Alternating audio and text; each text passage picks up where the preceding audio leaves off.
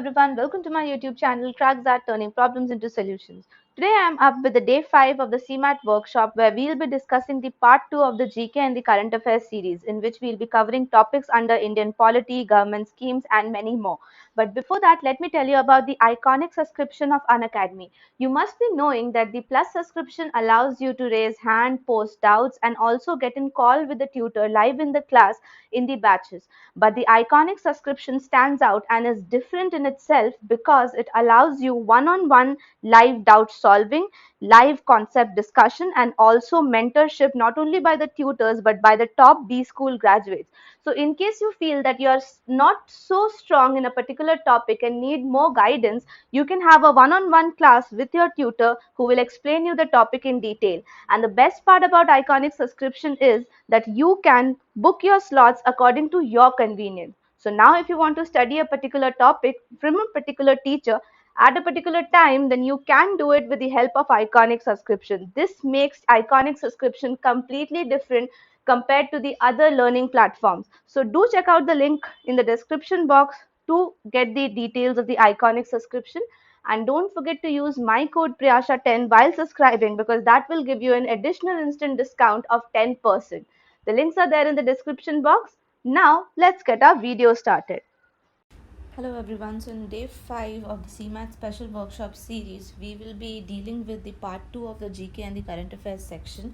In the part 1, we focused on the topics like history, business and economy based questions, finance and banking related questions, geography related questions and the environment related questions.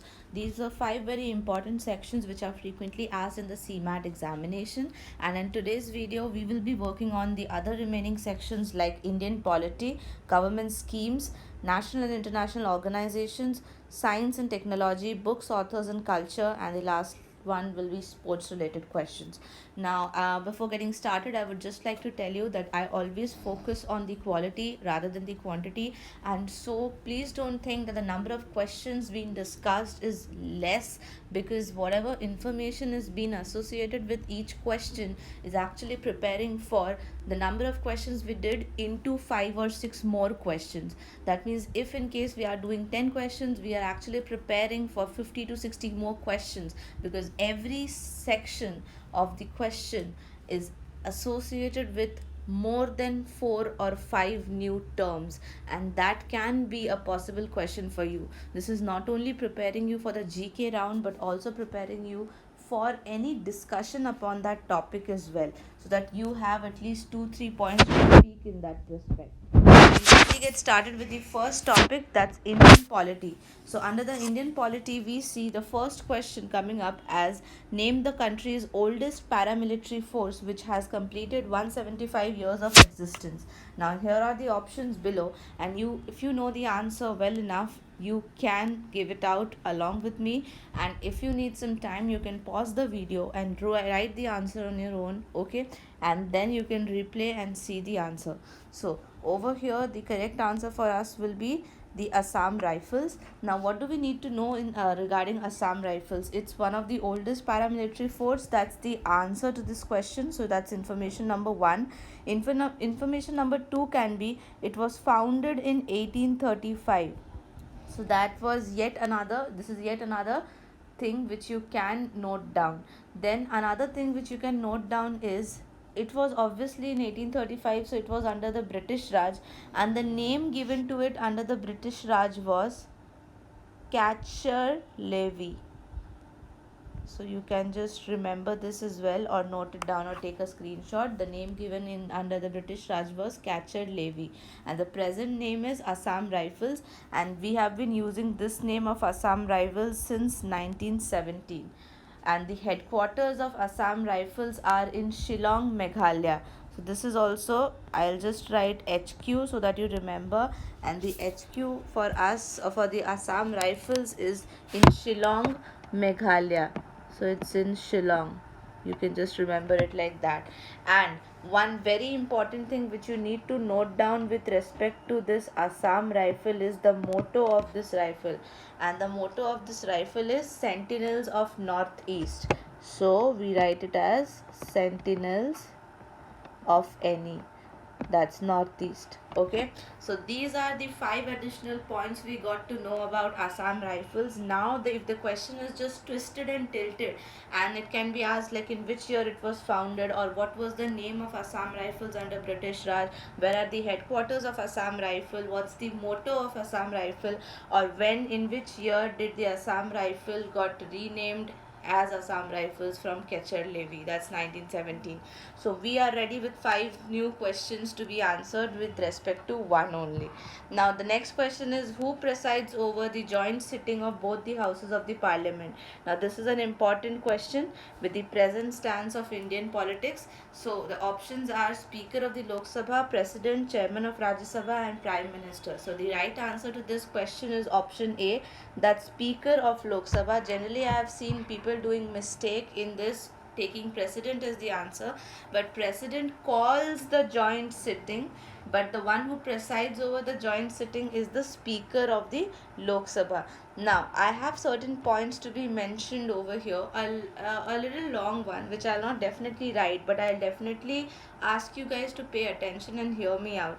This is something related to our constitution which I want to discuss with you, that the manufacturers of our Indian constitution have anticipated things of standstill between the higher house, that's Rajya Sabha, and the lower house, that's Lok Sabha. So therefore whenever we are calling out joint sittings, it's the president who calls out the joint sitting, but there is a certain condition when this joint session of the parliament is asked.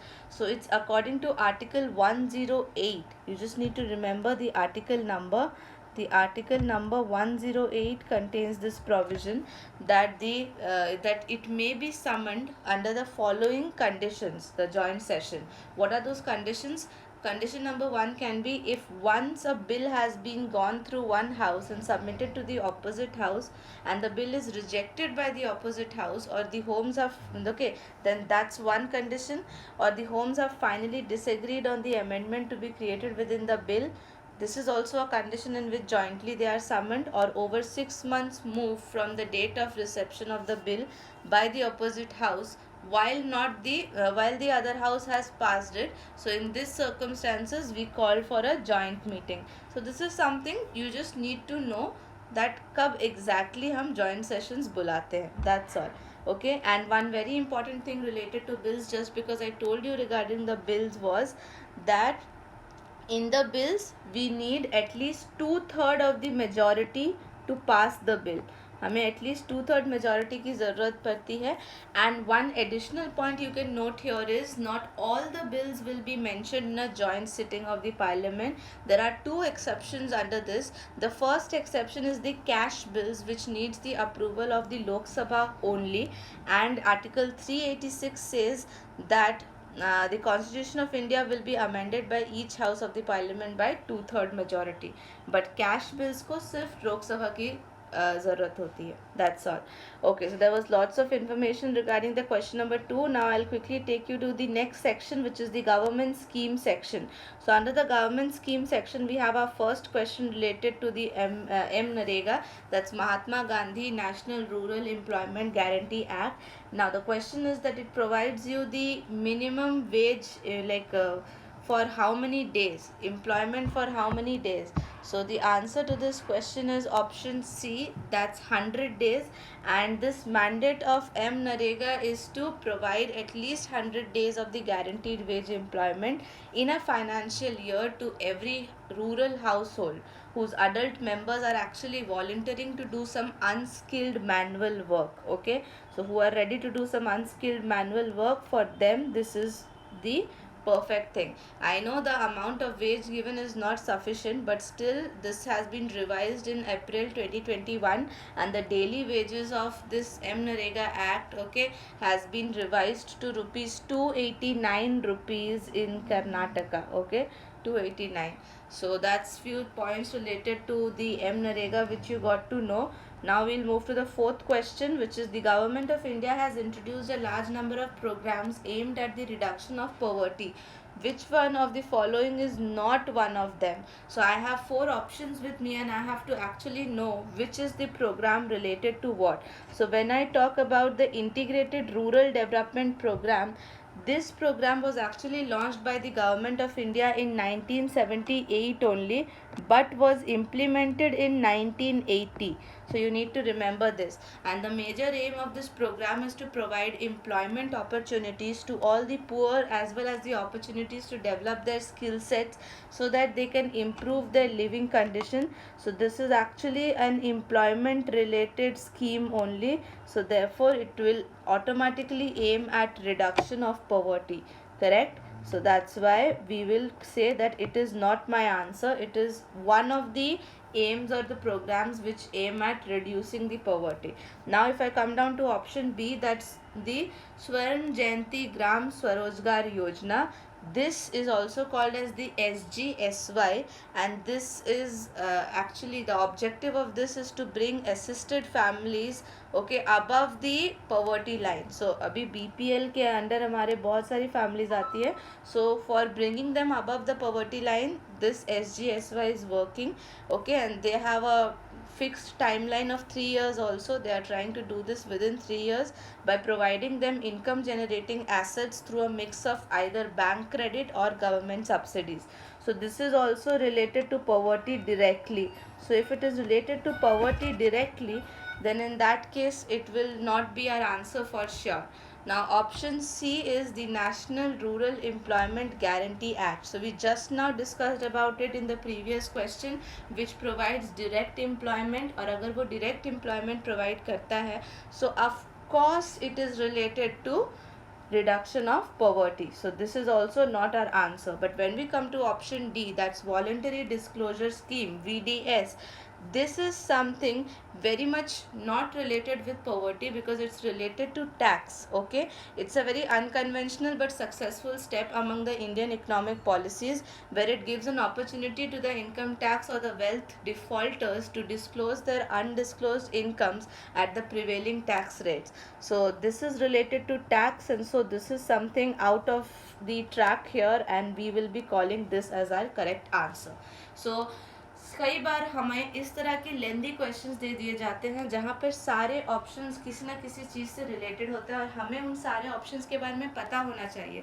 Now here we need to know that what are the different things related to all the 3 schemes under ABC, and only then we will be able to realize that okay, so this scheme is not related to poverty or reduction of poverty. So therefore that's the answer.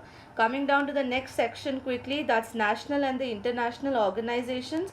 The very first question is India being a member of which of the following organizations? Now again the same kind of question asked in the previous category, where we need to know the number of members as well as the part of which India, okay, like the of which India is a part. We need to know it that way. So we need to know that Asian Development Bank has how many members and if India is a part of it or not.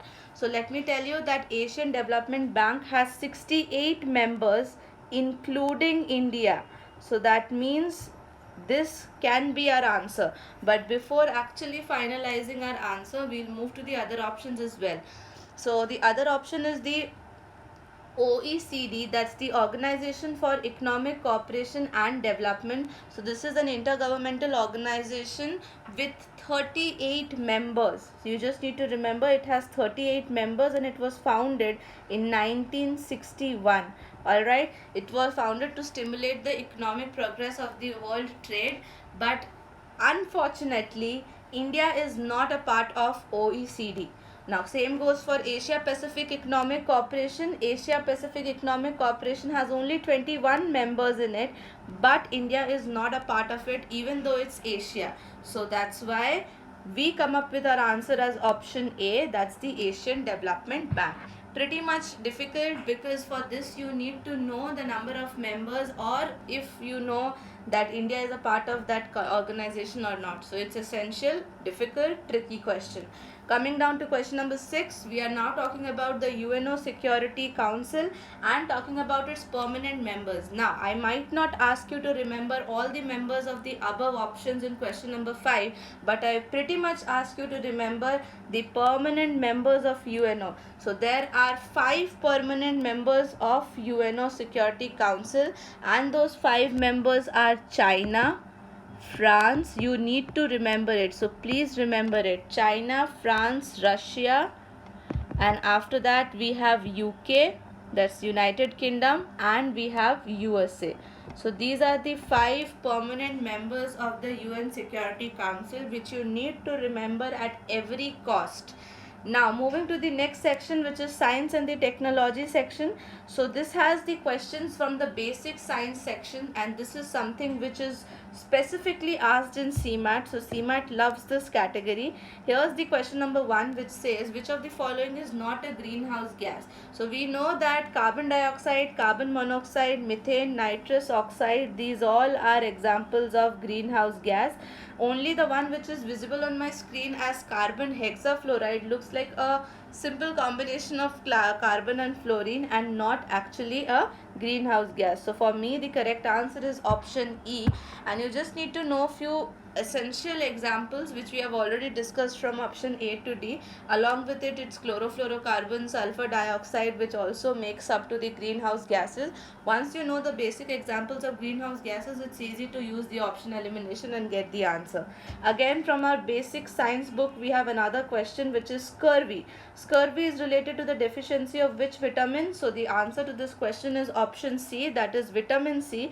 Vitamin C deficiency causes scurvy. But additional things which you need to know about is that what happens, what are the symptoms of scurvy? It causes general weakness, anemia, gum disease, and also skin hemorrhages. Okay, and it is very rarely seen in United States because maybe their diet has very much of vitamin C in it.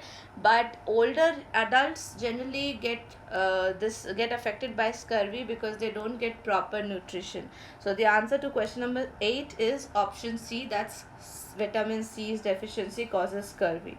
Now we have another section with us which is books, author and culture. So under this section we have the first question from the Ministry Department. That means the National Film Awards in India is given by which department?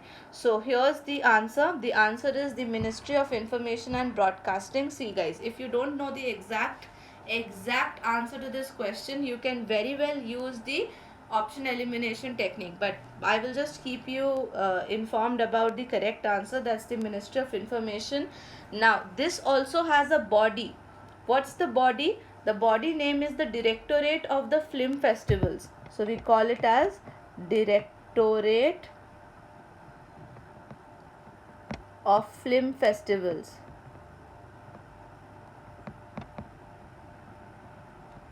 So what happens in Directorate of Film Festivals? This is an organization which comes under Ministry of Information and Broadcasting, that's Government of India, and every year this national panel appointed by the government selects the winning entries.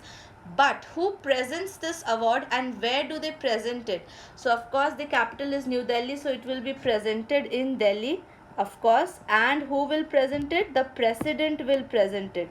So this is awarded by the President in Delhi, and it's been decided by the Directorate of Film Festival, which comes under the Ministry of Information and Broadcasting. That's how simple it is.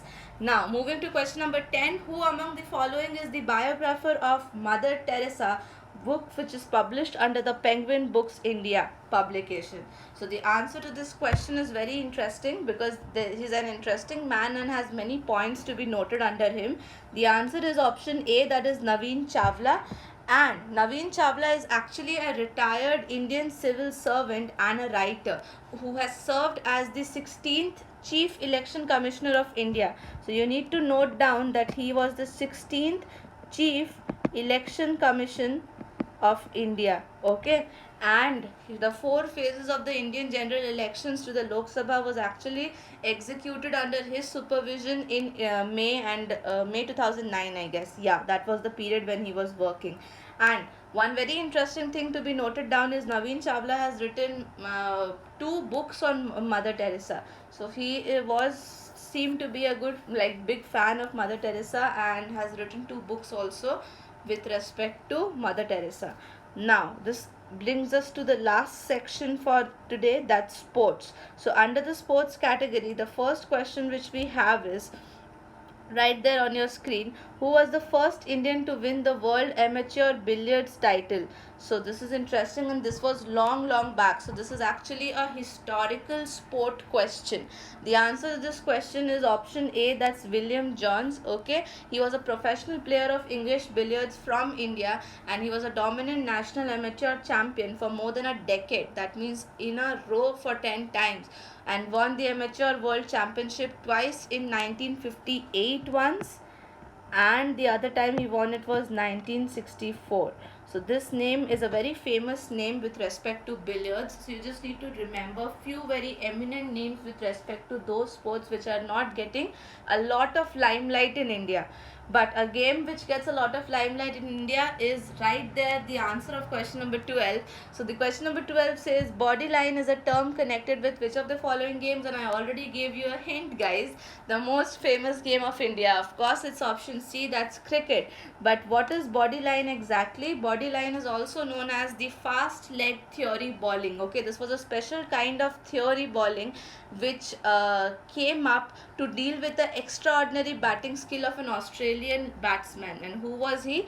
He was Don Bradman. Okay, he was such a skilled batsman that to actually tackle him, the English cricket team members came up with this fast leg theory bowling, which is called as the body line. Okay, for dealing with or combating this excellent batsman called Don Bradman. Okay, so these were the 12 question, guys, and this was the important sections. Now what you can do additionally is, of course, I come live on Unacademy from Monday to Friday at 12 noon and on Saturday at 11 a.m. So if you join me live there, or you just check out my profile over there, you will get to see many different parts. So far I have completed 15 different sessions on the important or frequently asked questions on CMAT and other OMETs. So you can surely go and watch those videos. You will get plenty of data from there, and no question is being repeated over there that you will find in Unacademy, you will not find in YouTube, and vice versa. So that's why make sure you go and check out the questions from there. That will enhance your question bank of the for the CMAT special GK preparation, and along with it you can also refer to various websites online which make preparations for the IAS, like Vision IAS, Drishti IAS. Those kind of websites provide you a lot of questions and material to be read from the GK section. So kindly go and check that out for additional practice. And I'm also planning to come live just like I came live for TISSNET preparation GK special questions. I will do that, but I'll do that a little few days before the examination, so that it is a good revision for you guys.